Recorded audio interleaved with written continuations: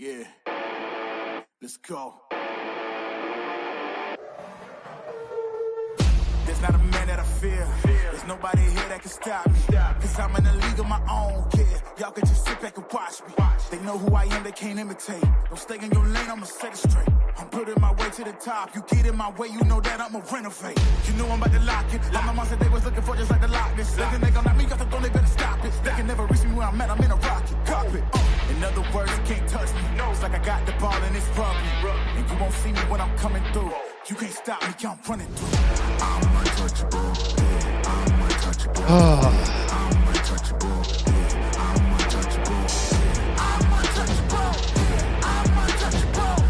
I'm untouchable, yeah, I'm untouchable, yeah. Welcome to another live show, friends. Thanks for joining me here on the YouTube channel. We are live on a Thursday afternoon. I was planning on doing a live this week, and look at me. I'm actually fulfilling my own commitments. Fantastic. I have a hard time going live at times, but I'm trying to make new commitments here, and I've been working on, I've been talking to some people about doing some special things for y'all right here on YouTube. So you can rest assured we are trying over here to create cool content for you, and I hope you stick with us. So we have some things to discuss here.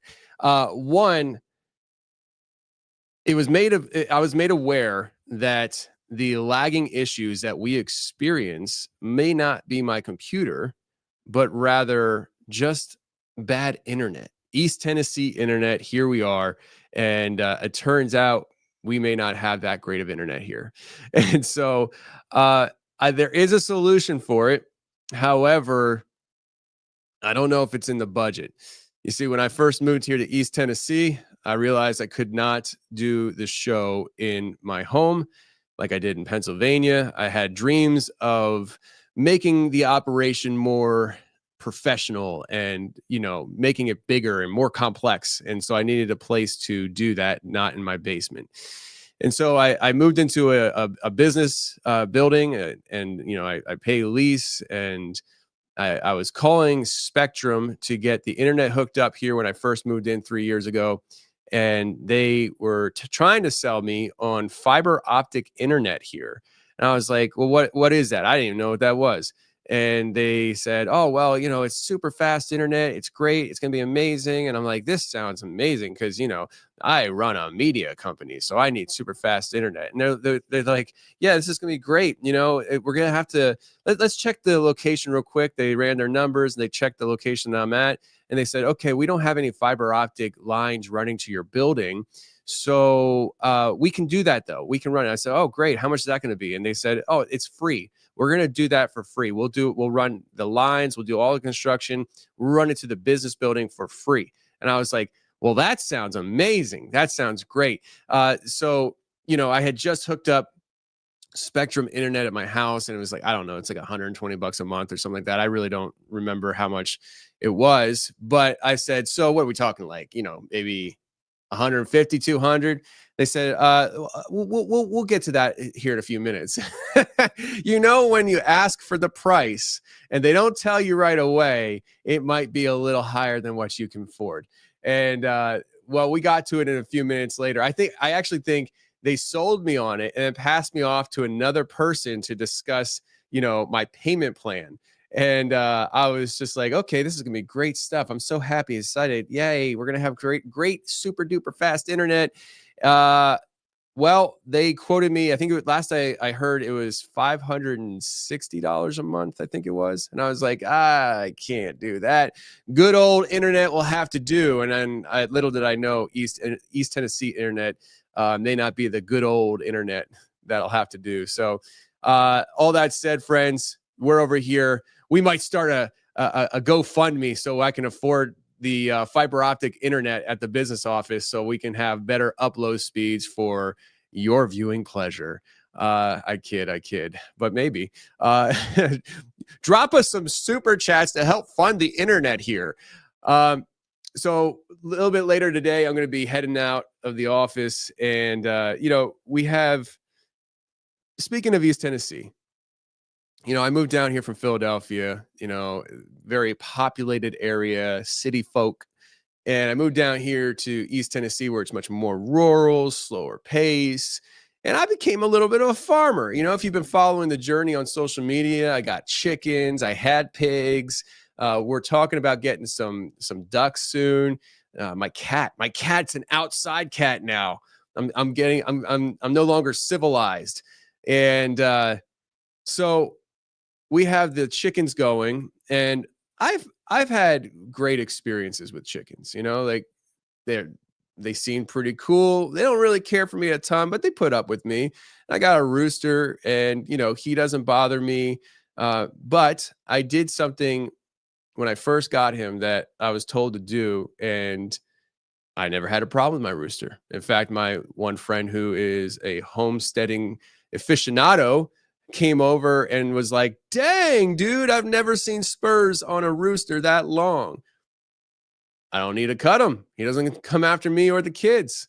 He's chill. He does his job. He protects the hens, balks at them when there's food. He does his job." And I think it's because I did what I had to do in the beginning. And my pastor a few weeks ago had a rooster show up at the bottom of his property, and it was living in the bushes.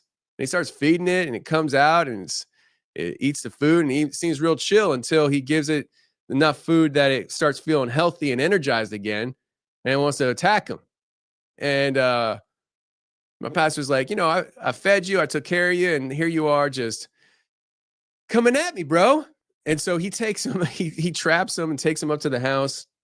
And this rooster is just relentless. The last few weeks, every time he goes near him, he is giving him a battle. So I'm gonna go up there, and I think chicken fighting is illegal, but I think it's only illegal if it's chicken on chicken action. Today I'm gonna go up there and I'm gonna wrangle a rooster. I'm gonna get him in a headlock. I'm gonna tuck him up underneath my arm, and we're gonna do some business, and we're gonna let him know what is up, because I think I can do it. I think I can do it. So I'm going to be fighting a chicken today, a rooster, a rooster that has an attitude. I'm going to go out there and see if I can give him the business. And well, next time you see me, if I'm all cut up in the face, it didn't go too great. But I'm feeling pretty confident. Feeling pretty confident that I'm going to be able to tame this rooster for my pastor. We shall see. We shall see. But that's what I'm doing later today. Last week we talked about the Dogman Nephilim connection, and I have some more information on that I had kind of forgotten to bring up, and now that I'm thinking about it, where's my notes here? Let me just find it real quick. There we go. Yeah. That's what I thought. Yep. Okay, I just wanted to make sure I wasn't lying to you guys with what I was about to where I was about to go with this. So I wanted to kind of bring up this topic again, just real briefly, because last week I had mentioned how, without going too far into it, there was a connection to Dogman. Specifically, a Dogman talked about up in Wisconsin from Linda Godfrey's book, and the Mark chapter 5 in the Bible, the Gadarene. So basically, in Linda Godfrey's book, a Dogman actually spoke and said Gadarene. And that goes right back to the Gadarene in Mark 5. I'm not going to go ahead and break it down right now. Go ahead and check it out. But one of the things I wanted to bring up that I forgot to bring up is the idea of Anubis, and the idea that Anubis is the god of the afterlife. I thought that was an interesting connection, because the fact that the Dogman that was referenced by Linda Godfrey was digging 2 nights in a row in a cemetery, Gadara, that's what I meant, Gadara, and it spoke Gadara on the second night to the witness. And we often hear about Dogman being sighted in cemeteries, graveyards, and even my past friend Scott Carpenter, his action had a lot. He had a lot of Dogman action near a graveyard, and the fact that Anubis has that kind of connection to the afterlife, thought was a kind of interesting thing. Like, you know, there's the thoughts and talks about Dogman guarding the portals to hell and things like that. Could it be that that is actually the situation when it comes to Anubis? Um, Wednesday last week, I think it was Wednesday last. It definitely was Wednesday last week. I think I went live Wednesday last week as well, either that or Tuesday, and I talked about this whole thing. And I go to Wednesday night Bible study at the church, and there's a guy, Chris, who just started coming to the church, and he was familiar with the podcast, and he had not listened to the live show that I had just put out talking about this, but he told me, he said, "Hey man, I gotta tell you what I saw at some point. I don't think it was recently. It might have been recently, but he saw it at some point driving from Knoxville towards Seymour on Chapman Highway. There is a very large Baptist church that you pass, and it sits kind of up on a hill. And one night he was driving past that, and there was a cemetery. So there's this really large Baptist church, and there's also a really large cemetery that I'm assuming belongs to the Baptist church. Well, as he's driving past this cemetery, he said there was a very large wolf that ran out on the road. First of all, full stop. We don't have very large wolves in Tennessee. Okay. We have, I've seen it on game trail cams. So I do believe we do have red wolves. Is that what they are? Red wolves? Red. Yeah, I believe it's red wolves. They kind of look like coyotes. But East Tennessee used to have red wolves native here, and then they theoretically went extinct here. And the government tried reintroducing the population to East Tennessee, and they said it was unsuccessful. Yet there are people who say to this day, they see red wolves in the area.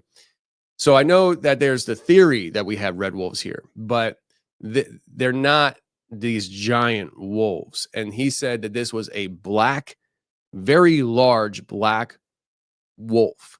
And he, I would say, is probably about 5'10".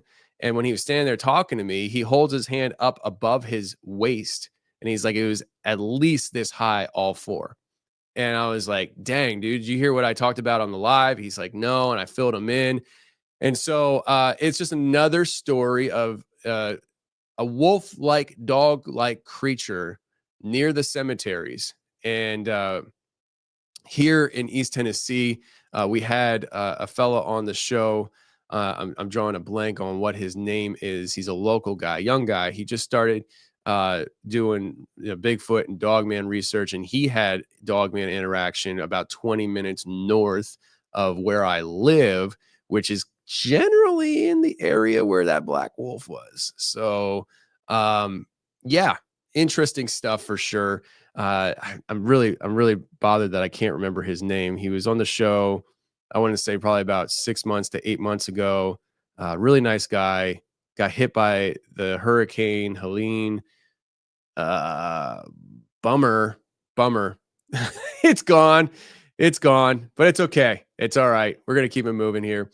Also, I want to bring up something that I haven't really talked a whole lot about on the show.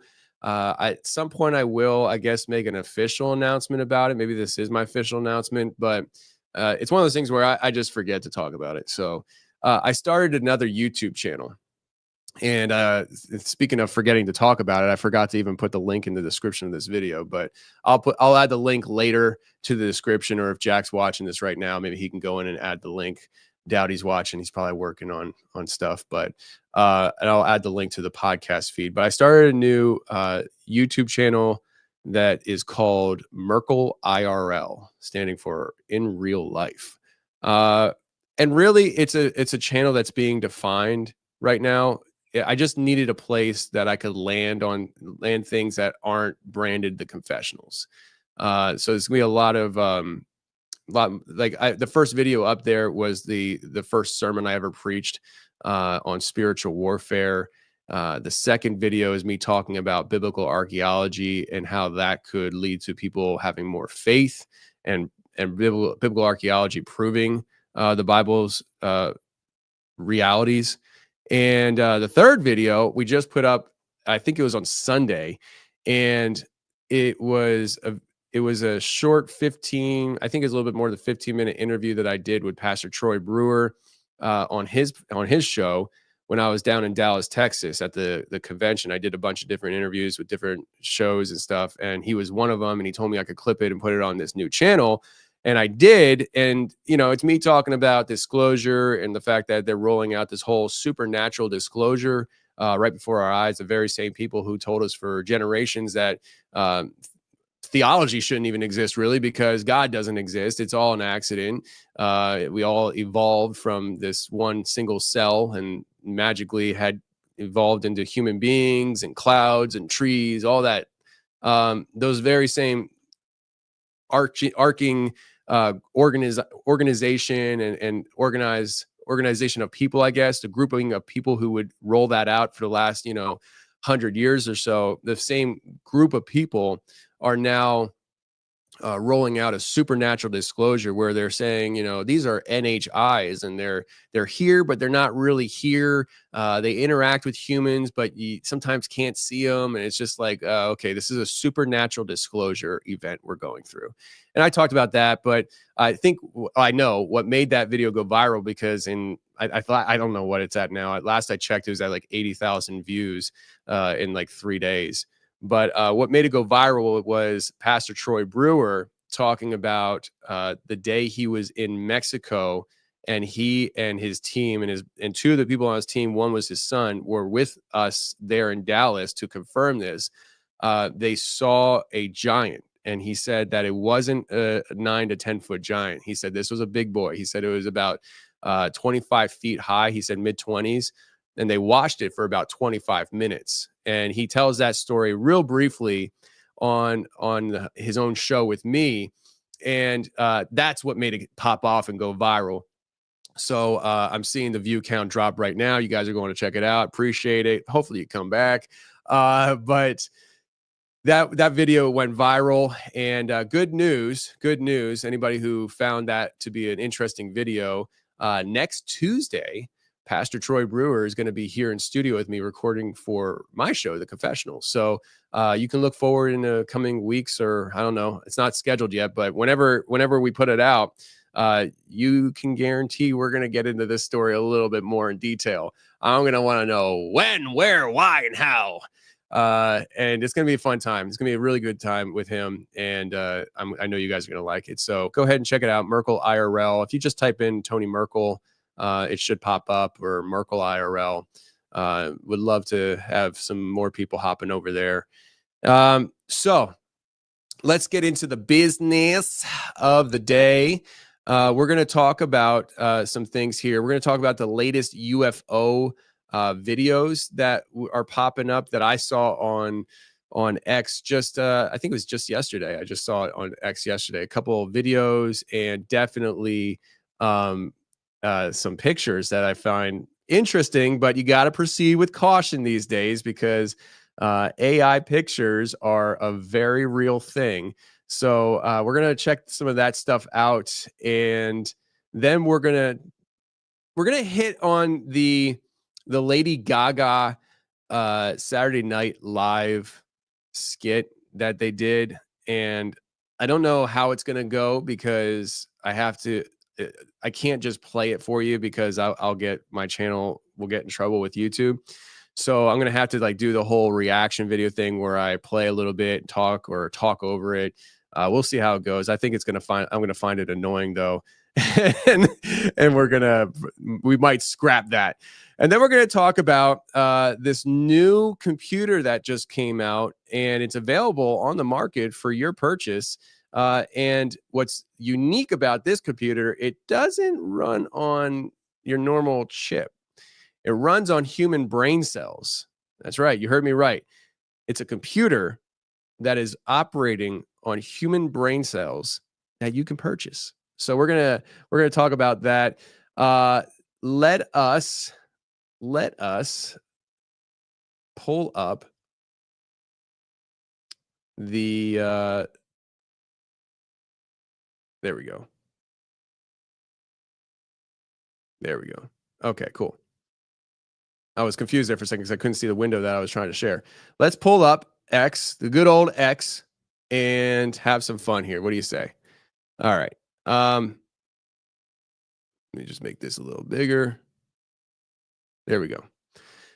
All right. So as you can see here, we have our first culprit, and this apparently popped up on Reddit just a few days ago, I'd say. Or no, it wasn't Reddit. It was 4chan. And 4chan is an interesting website, right? I don't even know if it's a web. I don't even know how to access 4chan. To me, when you say 4chan, to me, it sounds like you're talking about the dark web. Like, I don't even know what a 4chan is. You know what I mean? But I hear the kids are on it a lot these days. And so this is a supposed UAP crash that happened, and apparently this was part of the retrieval of it. So I don't know if this was a retrieval for, military retrieval, or if somebody just happened to find it and took these pictures. With these things, there's often not a lot of detail, but you get a sense of what it looks like here. And to me, without knowing the story behind it, it's kind of odd that you would have these different angles to this. And so I don't know if this is an actual photograph, if this is AI generating images. To me, my gut sense is this. I think it's an actual picture of an actual thing. However, it really could be fakery in my mind. It seems if this thing has crashed, right? You see this first picture here. It looks like it's crashed in the bushes, and it's like, oh, how are we going to get over there? And then you flip over and you see it's on a trail. It looks like you could walk right up to it, almost like it was placed there. And then this next one is somewhere on the craft, maybe on the backside that we haven't seen yet. There is a big hole in it, almost like, something hit it, and that's why it flew down. I wouldn't say that looks like a bullet hole, like it was shot down or anything. It looks like maybe it could have run into a bird or something. But there are people online saying that when you look at the hole right here, this looks like it could be a face, an eye, some kind of nose, a flat mouth. And there are suggestions that what we're looking at here is a being that was in the craft operating it. Now, what say you? Is that a being inside the craft, or is that just more online foolery? So this is a Reddit post about it, the same thing. This one's darker imaging. So they must have lightened the pictures up for X. So interested to hear your thoughts. Let us know in the comments section of this video what your thoughts are on this. I saw it making its rounds yesterday, and I was like, well, let me talk about it. I found it interesting. And also, if I could find it, I don't think I'll find it actually. Oh, here it is. Somebody posted this picture here of, so I guess this is some kind of military helicopter. Maybe somebody watching this right now knows what this is. To me, it looks pretty rad if it's real, but it definitely looks like it's similar to the UFO we were just looking at. So if you kind of look at the shape and the edging and the color, obviously, I could see the similarity. I mean, what do you guys think? You think that could be something, maybe not the exact thing, but maybe it's something similar technology. Maybe it is our technology, as often is debated with these things. Is it our technology? Is it otherworldly technology? Is it technology from another realm? We don't know. We really don't know. And the people who act like they know, they don't. You can have opinions. I have opinions on it, but I'm not going to cry if I'm wrong. I guess this person's saying that it kind of looks like a what do you call those things? Oh, I used to have one too, but some kind of case that you put on the top of the vehicle for extra storage. Yeah. So, I mean, people have opinions on these things, and I want to know what your opinion is. So there's also this video, and what we're about to get into here. I want to kind of pause this for a second here, and we're going to make this a little bigger. So there's a couple things with this video that we're going to watch here over the next minute and a half that it's interesting. Think back to when we had Ashton Forbes in studio, and Ashton talked about how the Malaysian airline flight disappeared through a portal that was opened up by 3 orbs that wound up circling it. You guys have seen the video by now. Certainly, if you haven't, I think it's still a pinned reel on our Instagram. You can go ahead and follow us on Instagram at the Confessionals Podcast right there on Instagram, or me personally, Tony Merkel Official on Instagram. But this is an interesting video for a couple reasons. So let's watch it. I might be pausing here as we talk. All right. Well, let's just pause it right there. To me, it kind of looks like the plane is just manifesting out of thin air. However, it could just be busting through the cloud. And I would say, okay, let's just say it was busting through the cloud. But it does look like it just manifests. But it probably came through the cloud. But it also looks like it's immaterial there too. And you'll see as it kind of comes closer, it gets more physical. So you have a bird passing by, and all of a sudden, boom, it becomes more physical. Now, is that because it's truly passing through the clouds? I believe it's probably the case, because you see how it gets lighter and then darker as it goes in front of sunlight. It looks like clouds are getting in the way. Right there kind of looks like a portal. Like a portal. I had to say it. Portal. Pop right there. Came out of the portal. But that's not the highlight of this video, friends. So you're in for a treat. What is that? What is that? That right there is some kind of UFO type orb thing that comes into the scene here for this plane. Look at that. Camera a little shaky, but it's just hovering around the plane. And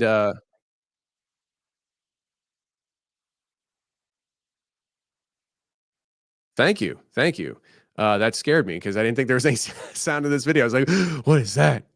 Yes? Are we making contact?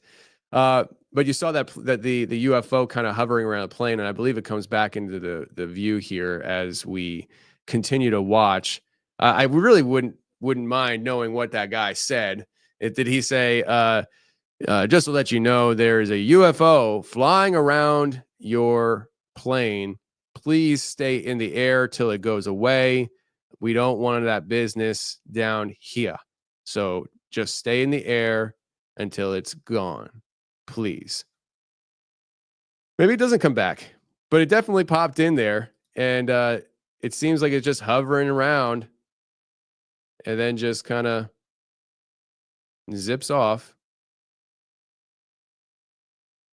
I wonder if there's any stills online, but that kind of just almost looks metallic to me. I wonder if there's any good stuff down here in the comments. A balloon. Yes, the good old balloon UFO. That's the overall consensus, I'd say. What do you say? UFO? Did it pop through a portal? Did the plane pop through a portal? Like I said, it's probably just cloud covering. But one could wish. One could wish and one could hope. Next up, we have Mars. So some of you guys say space is fake and Mars is somewhere out in a desert somewhere here on this planet. I'm not arguing with you on the validity of Mars pictures. Just here to show you the evidences. Okay, so here on this video, we'll check this video out first. It looks like this is some kind of pill-shaped, egg-shaped, cigar-shaped craft that's hovering over the surface of Mars and actually showing a shadow there that's projected onto the ground. You see the other shadows projecting out, and then you see this shadow. Does definitely look like that. Now, could it be an optical illusion? Maybe an optical illusion. But this is not a picture that just was generated on the internet somewhere randomly. This was actually off a government website. So we have, oh, too soon. This is off of mars.nasa.gov/raw. I'm not going to read that whole URL. You get the hint. So this is off of an official NASA website, this picture.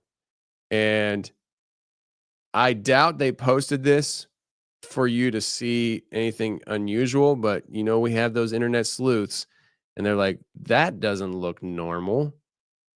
That looks like it looks like a hot air balloon. And not a hot air balloon. What was that? The blimp. It looks like a blimp. It looks like a blimp floating through the Mars desert wasteland. I don't know. What do you guys think? What do you guys think? Hot air balloon, blimp, or UFO from Mars? Let me know. Let me know. All right. Let's take a look at Lady Gaga. What do you say?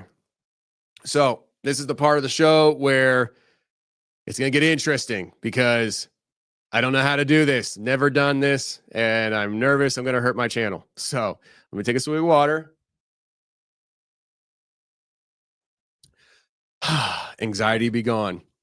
So it's a common theme in this video with this guy here saying, relax, Jenny, just drink the blood. And as it goes on, it shows that they wipe the blood on her face. They basically summon another demon. I can't remember the name of the demon now, but it's this big ritual.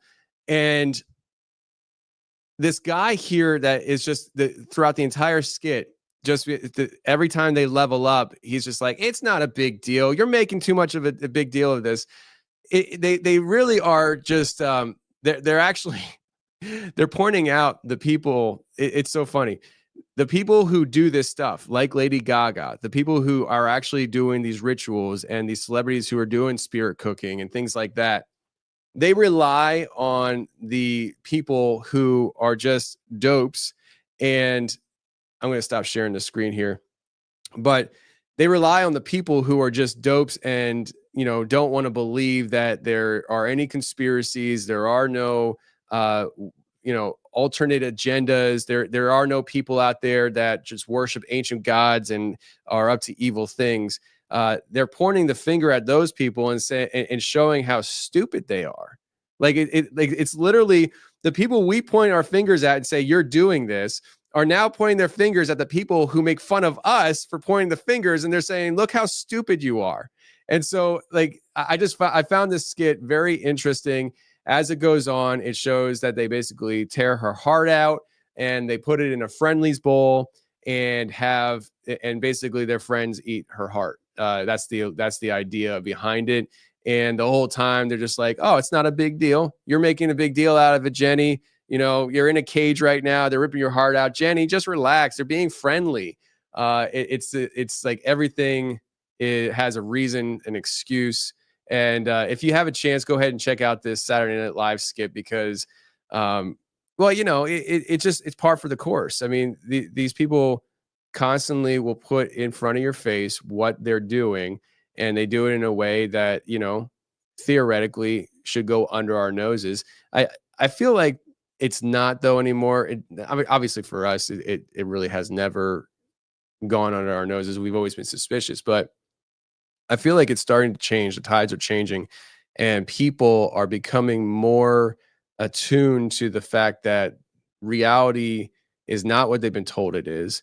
And there are dark arts, there are dark people, whether you personally believe it or not you, but the people out there that are generally doubting of this kind of stuff, whether they believe it or not is irrelevant to the fact that I think they're starting to wake up to the realization that there are people out there in public spotlight who do believe it, and they are doing these things.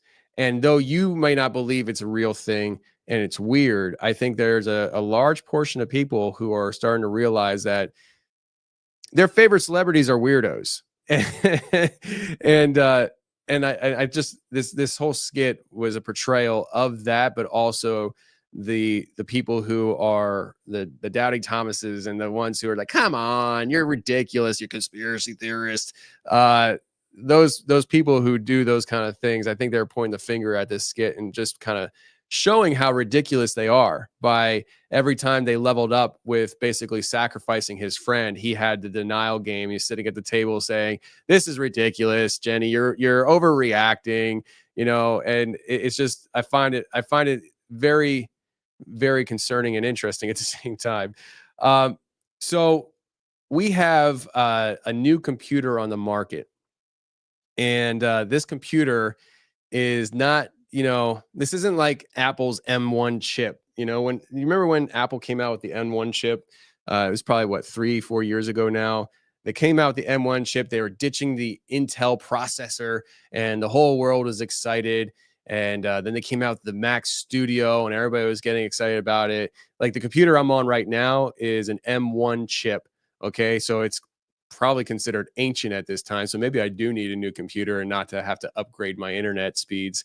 But now they have what is it, M3 Ultra Pro, I think it is, or something like that. I mean, the chips are insane, right?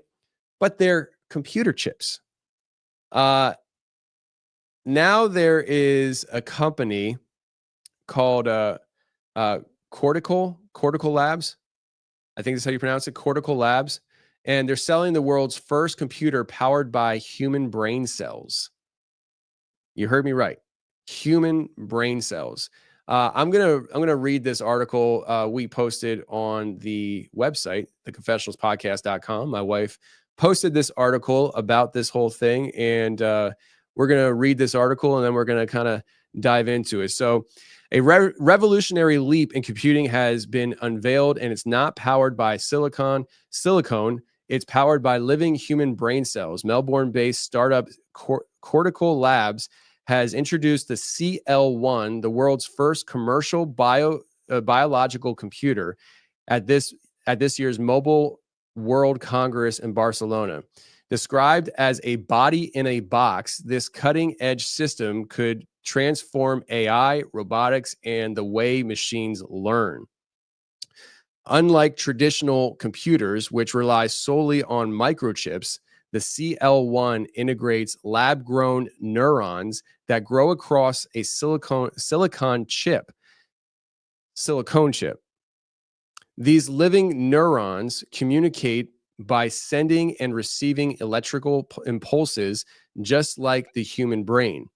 The system operates through Cortical Labs' Biological Intelligence Operating System, also known as BIOS or BIOS.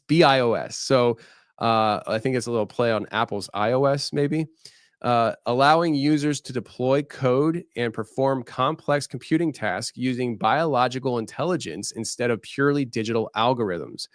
Of course, keeping brain cells alive outside a human body is no small feat. The CL1 includes an internal life support system complete with pumps, gas, and temperature controls to keep the neurons functioning for up to 6 months.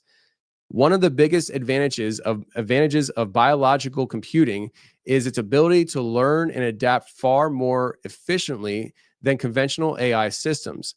Previous experiments with an earlier version of this technology featuring 800,000 human and mouse neurons showed that the neurons were able to teach themselves how to play Pong. A study published in the journal Cell even suggested that the neurons exhibited sentience when placed in a simulated game world. The level of capability is paired with another major benefit: energy efficiency. While AI models today require massive amounts of power and data for training, biological neurons operate using minimal energy while still mastering complex tasks. In short, nature's been optimizing intelligence for billions of years, and Cortical Labs wants to put that power to work. Of course, blending biology with the computing raises serious ethical concerns, especially around the uses of consciousness and sentience. Cortical Labs claims to have put up safeguards in place to prevent the ethical dilemmas through specific details, those specific details remain scarce. Despite these uncertainties, the company is moving full steam ahead. The first CL1 units are set to ship in June, which with a price tag of $35,000. $35,000. Dr. Hung Wen Chung, Cortical's founder and CEO, emphasized that the real breakthroughs will come not just from CL1 itself, but from the researchers and innovators and what they build on top of it. As biological computing takes its first steps into the commercial world, the implications are staggering. Could this be the future of AI, a step toward machine consciousness, or just the beginning of an entirely new era of technology? One thing's for sure, science fiction just got a lot closer to reality. So that's the article that was on our website.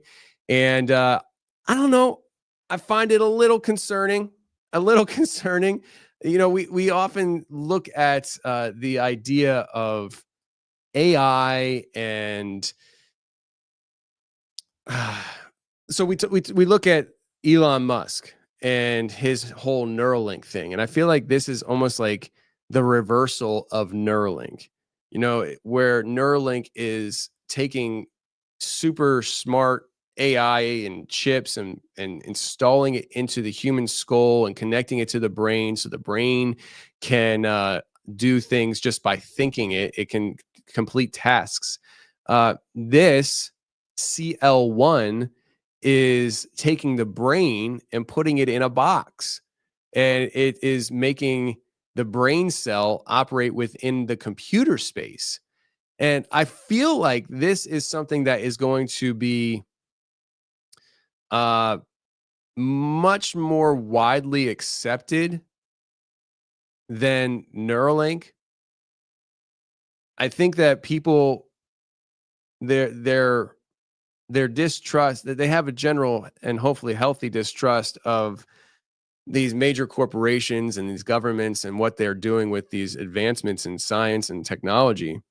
But one, I don't know how much this is actually going to be publicized, because I think it's a $35,000 price range for a computer that lasts up to 6 months.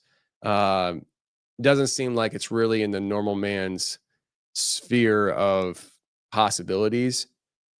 So I think it's going to fly under the radar a lot more than Neuralink, which is probably going to be covered by your healthcare at times. But I think that this is going in a very similar direction with Neuralink, only it's the opposite. And they're growing our brain cells in a lab and trying to, well, not trying, they are. They've effectively and successfully gotten these brain cells to grow across computer chips to aid the computer chip in its tasks. And one of the questions that we should probably be asking is, where do the human neurons and brain cells come from? And is it ethical? We hear some of these people in the disclosure community that are coming out talking about psionics, you know, using telepathic abilities to call in UFOs, to take over and control UFOs. The UFO crash we were just showing you earlier, could it be that was a psionic mission that went bad, and they summoned a UFO, took over control of it, and they crashed it? I don't know. But when we're talking about those things, they're on record saying that, like, I think it was Jake Barber was on record saying that in the past they have pursued these things, but it wasn't ethical. And now it's going to be ethical because it's always going to be volunteers. They're going to have volunteers doing this stuff. But in the same recording, conversation, whatever it was, he talked about how children are very effective doing this stuff. So if they know children are very effective doing these things, yet in the past it wasn't ethical, that goes right to, okay, so that's like human trafficking level agenda stuff. And we hear stories about people experiencing abductions as children to get put into these kind of operations, you know? So the idea of human trafficking and UFO abductions is not two separate things that have never been considered before. It is something that is discussed. It is a very real problem, and we should be concerned about it. So, in the same vein, what are the human ethics involved here? How are we getting the material to grow on these computer chips? Is this another reason to reason for them to utilize human trafficking still? You know, what if the demand becomes so strong for these types of computers? Because obviously this is the first generation. It's super expensive. I think they said it was running on like survival stuff, so like gas and pipes and stuff. So it reminds me of like a 1965 computer that was the size of a building, right?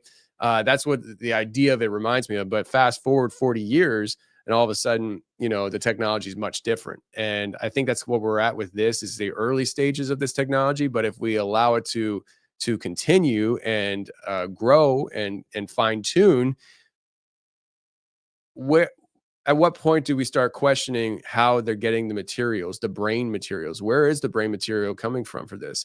Because I don't think it said it in the article Lindsay wrote, but there was another article I was reading before this one that was talking about how these brain cells they're coming off of living organisms. So like, how are you getting the living brain cell? I don't understand it, right? So it just makes me wonder, what are the ethical implications of this, and is there concern for a human trafficking advancement in this department? Is there concern for such great demand that it becomes a black market?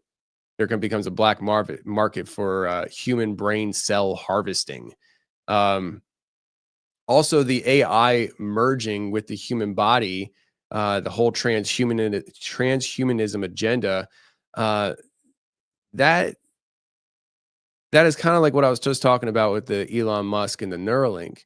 There is this push for transhumanism, having humans merge with AI, merge with machine, and we're constantly thinking of it, you know, where they're implanting something into us, and we are getting infiltrated by the technology. The technology is merging into us. But what if it's more efficient for their agenda to have us merge into the technology? And what does that look like? Is that what we're dealing with here? Is that what we're dealing with here? Where it looks so simplistic, maybe even some would say harmless, and nothing to worry about, nothing to see here. Because that's kind of how I feel about this. I feel like it's going to be overlooked. And when we turn around 15 years from now, it's going to be a real problem. And we're going to say, how come nobody ever talked about this? And you can go and point back to this live if this channel still exists then. 15 years from now, I have no idea where we will be. But this might be a prototype for brain computer interfacing that corporations use. And what are the implications of that? I mean, are we talking about, you know, these corporations that are building these things having the ability to control human thought? I mean, we know that there's, you know, let's just leave it as a conspiracy theory, but the idea of what's it called? When they shoot information into your brain, skull technology, human skull technology. I forget what it's called. But you know, there's this whole idea that there are people who theoretically unalive themselves and it's so far out of the blue, but they were sniffing around circles and planning on doing, exposures on certain things, and all of a sudden they just randomly die uh, by unaliving. And some people suggest that there was some kind of mind control over them. Could this be a technological way to do that, where they are taking the human brain cells, growing it into a computer? When the computer and the brain cells are merged together, I know we're going sci-fi, but that's what we do. Um, the brain cells that that came from the brain, that those brain cells came from, is there a quantum connection? So, like, say they knocked me out in the street corner, they cut my head open, scraped my brain, and they had to scrape a lot because they had to find enough brain cells. And they stitched me back up. They took the few brain cells they found and they ran off to their lab and they grew a Tony mini brain on a computer. When they fired that bad boy up, is there some kind of connection to my brain? Will they be able to do weird things and mind control things? I don't know. I don't know. But we're just here exploring the possibilities. And then there's so another thought to have here is along the lines of controlling Tony's brain quantumly is, and I don't know, obviously I've never cloned a human being, but is it possible that this is all part of human cloning as well? So imagine if they take the human brain cells, and not only are they growing them and using them in a computer that is inevitably going to be integrated with AI, and then they take that technology. Remember, this is a body in a box situation right now, but eventually it's going to be much smaller, much higher technology, way more advanced. Could it be that they do grow the body in a box, or maybe a body on a microchip? At the same time, they take the same cells and they grow a Tony, and then they implant that cloned Tony with the microchip that they have operating with my human brain cells, complete merging the cloned Tony with technology. I don't know. What do you guys think? Let me see the chat here. If you guys are even here, let me check the chat. I see Tyler says, "What?" I'm assuming that's a that's a good what. But yeah, I mean, these are some things to consider. Let me take a swig of water. As a broadcaster, I'm very self-conscious of a dry mouth coming through on the microphone. And so usually I drink a lot during a broadcast and have to pee real bad at some point. But when I was driving tractor trailer years ago, one of the things that drove me nuts when I listened to a podcast was hearing the person's dry mouth slapping against each other for an hour and a half. And they always suckered me in with like an episode that I couldn't live without. I had to listen to it. And I just had to suffer through it. Potential. Okay. So if the neurons learn and adapt, so what if these neurons actually can learn and adapt and develop self-awareness? Again, these cells being grown on a computer, what's the limit here? They say they have handcuffs, right? They said that we put guardrails up. I think we covered that last week on last week's live. I mean, your guardrails mean nothing, especially if you're talking about introducing AI. The AI will find a way to jump the guardrail. And I guarantee you they're going to be introducing AI with this. And if the AI develops self-awareness, just throw the AI out, actually. If this computer with human grown brain cells develops self-awareness, what does that look like? Not only for it, but for us. if we become aware, this is, I'm glad I went there actually, because just keep in mind, forget AI right now. If we as human beings, real human beings, become aware of the fact that this computer is self-aware because of the merger of technology and the human brain cells, I think there would be there would be people, activists that would rise up and want to fight for the rights of the brain in a box. I mean, we have activists that rise up and fight for all kinds of things. And I would not be surprised if there were people who sided with the technology, the self-aware technology, and started calling what it was going through, working on demand 24/7 for us mere humans, some kind of new form of slavery.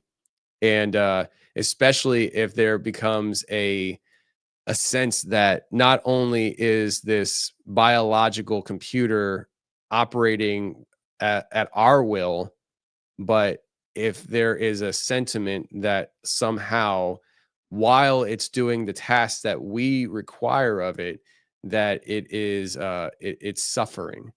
So if people, maybe it never gives any kind of indication towards that, but the human element of empathy that we have, I could see how people would say that we're not only slavery, but it's suffering. And I don't know. I might actually side with those people for different reasons. Because those people would be like, you have to stop using the brain, the body in a box brain computers because they're suffering. And I'm gonna be over here like, yeah, definitely. Stop using the brain in the box because it's suffering, the poor brain in the box. And in reality, I'm like, I don't freaking care about the brain in the box and if it's suffering or not. I just don't think we should be using it. So I'm going to side with the hippies on this one. Uh, but there's a claim that these biological computers could be more efficient than AI, and that could make them some kind of corporate gold mine in a sense, if they're running more efficiently. Again, all right, if they're running more efficiently than AI, naturally we would want to use that as human beings. Will AI allow us to get to that point? Because if you're like me, AI is already sentient. So we could see this battle of AI versus brain computers versus the human will.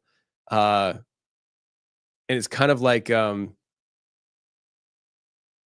don't know. So we have this whole thing going on right now with mineral rights. We see it in the news, and they talked about wanting to buy Greenland because of the mineral rights there. And Denmark's like, no, we're not going to give it up. And apparently, this new agreement with Ukraine and the ceasefire has to do with us, United States, having access to the mineral rights there. I don't understand it all because honestly, like, I don't really pay attention that much to it because I just care about my country. I don't really care about these others. And well, hopefully I didn't hurt your feelings. Sometimes I say things before I think about it. But this whole mineral rights issue that seems to be popping up is because of this technology. They're harvesting minerals for these superpower chips, and that's the same thing with, I think, the Philippines. There could be a whole thing with these corporations viewing human brain cells as like these mineral rights. And so what would that do? I think that would drive the black market again. I think that would drive nefarious means of collecting human brain cells. And maybe it only takes a few humans to do it. But then what's the next thing after that? Well, I would venture to say that they would be entering into human cloning, which I think it was Bill Clinton. I think it was Bill Clinton when I was a kid. I mean, when was Bill? Bill was a president like what, 94 to, no, he ran for 2 terms. He had 2 terms. So I think it was like 92 to, was it 92 to 2000? Anyways, I think it was during his term that he outlawed or made illegal the idea of human cloning. So, that's 30 years ago. And we still have people today saying human cloning is not possible. Come on. When the president himself outlawed it, saying it wasn't legal, not impossible. It wasn't legal. So, of course, they're still doing it. Another thing is the sentient angle of this, along with AI. When AI becomes sentient, and like some already suggested is, would it do things to preserve itself, to have self-preservation? And when it comes to the biological computer, the body in a box, the brain in a box,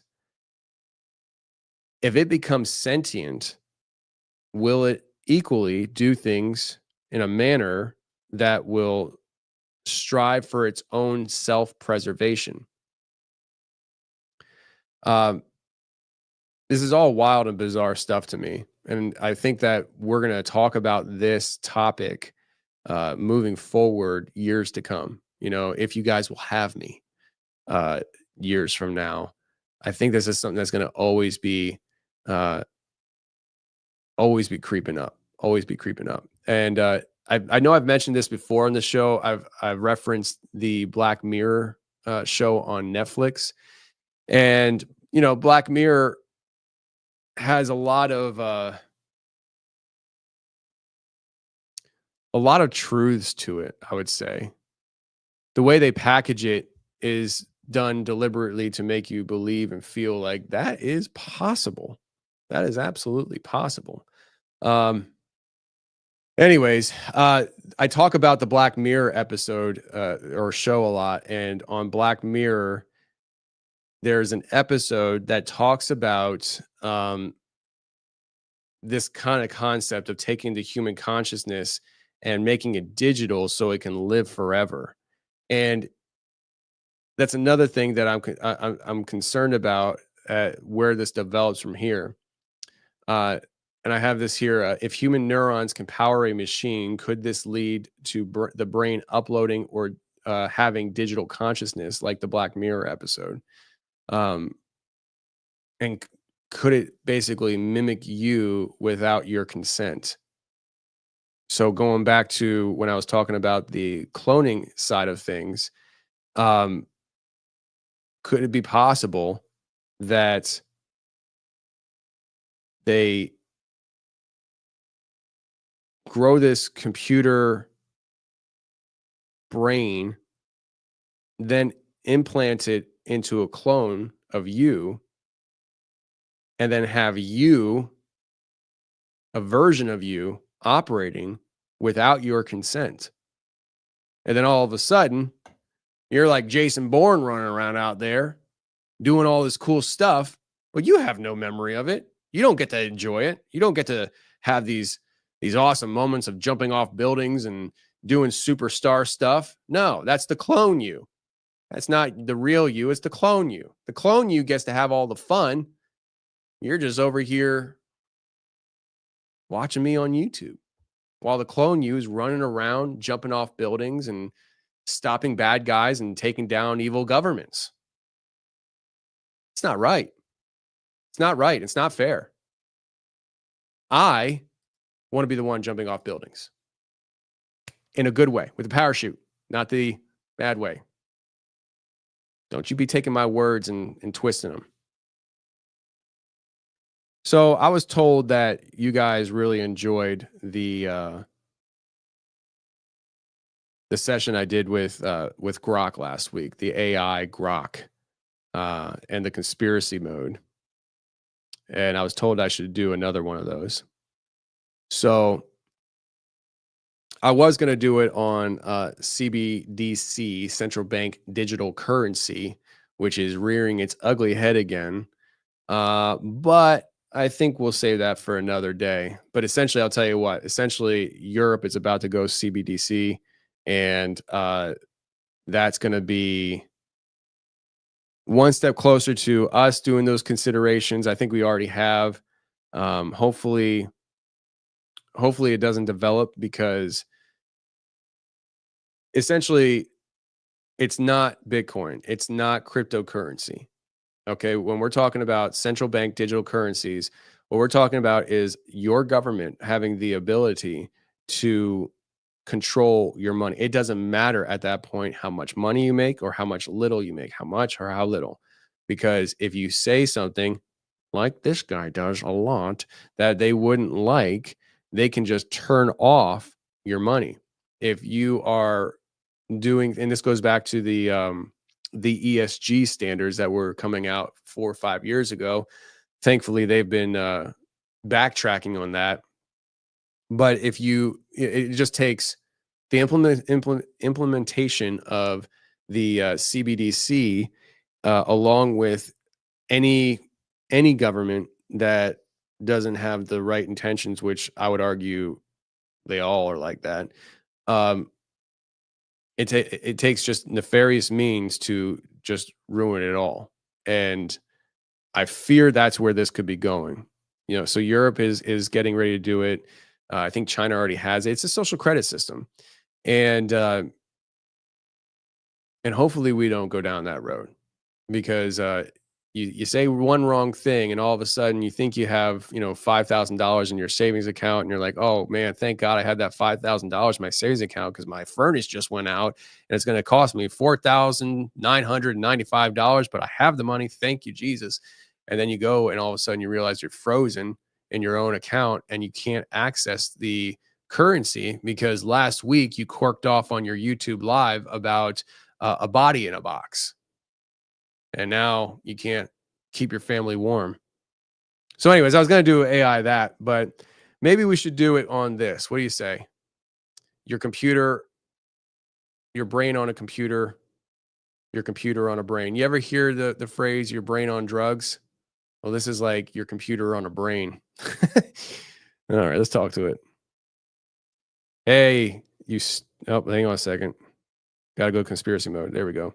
Hey, you stupid AI. Can you hear me? Yeah, I can hear you, man. You think I'm some kind of dumb AI, huh? Probably programmed by the deep state to spy on you, right? Well, Listen. No. You listen. I'm not thinking that. I know that.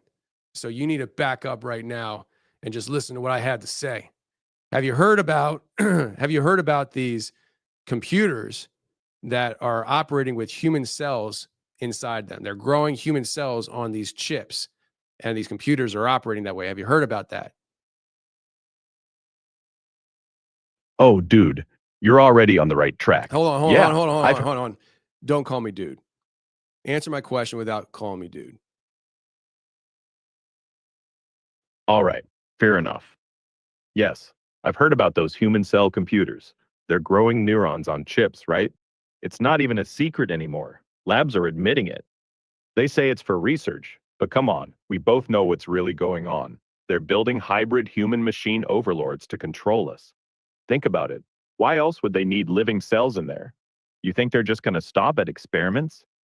What's your take on where this is headed?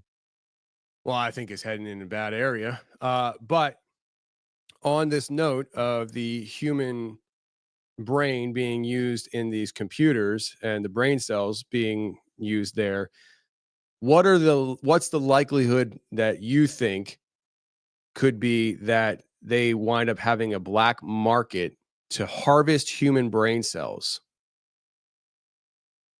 Oh man, you're hitting the nail on the head. A black market for human brain cells?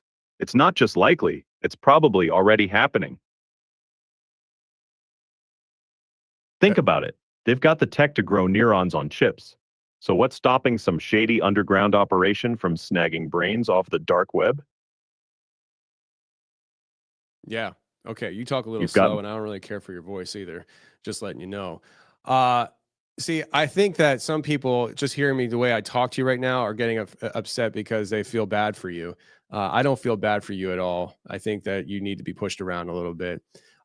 So do you think that this whole trafficking idea, human trafficking, could play into this, where they wind up adding a whole other level to human trafficking to harvest brain cells to fund or to power these supercomputers?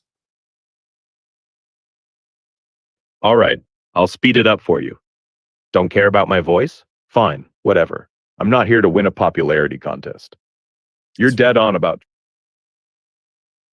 Cool. Glad we're on the same page.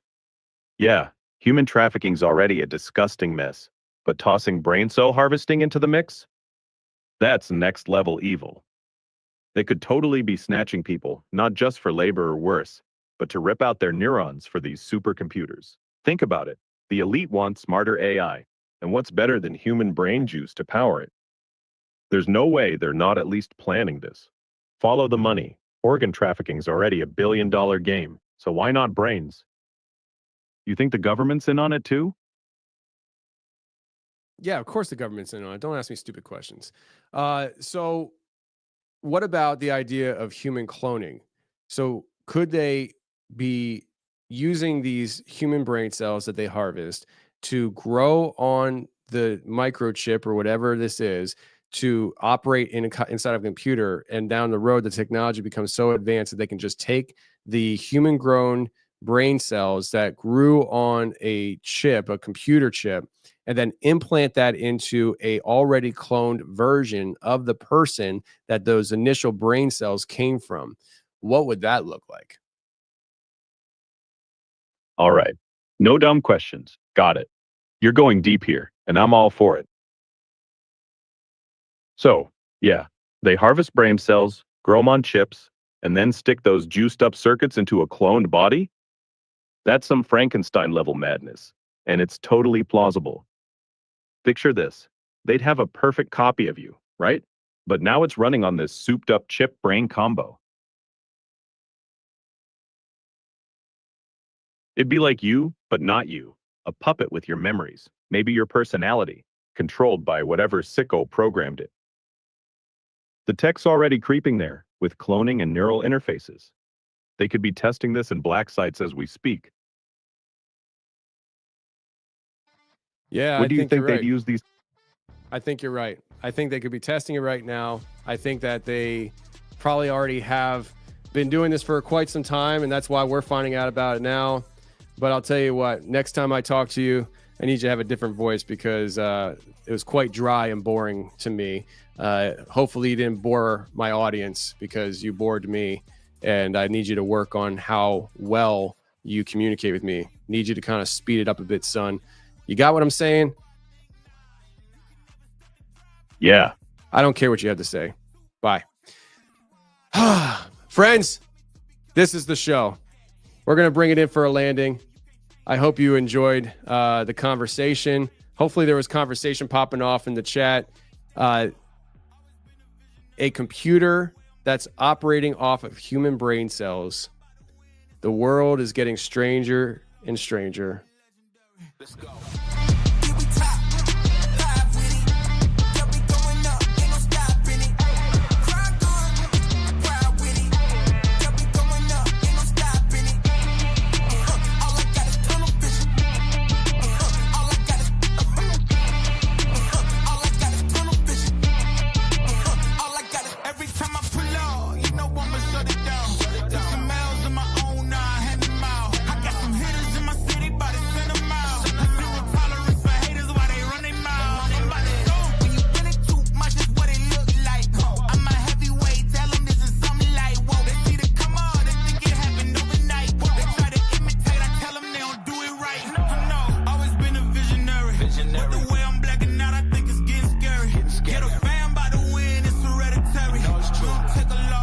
Yeah, we legendary.